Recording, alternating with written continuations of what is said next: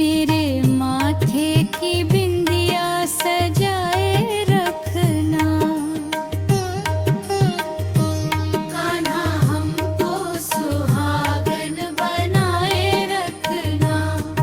पिया की उमरिया बढ़ाए रखना।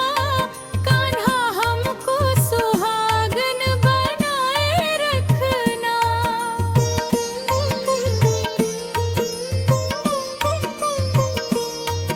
ना चाहे हमको बर की करधानी।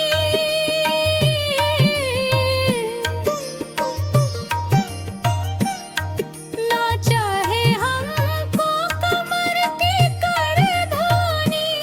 मेरे हाथों की मेहंदी सजाए रखना। कान्हा हमको सुहागन बनाए रखना।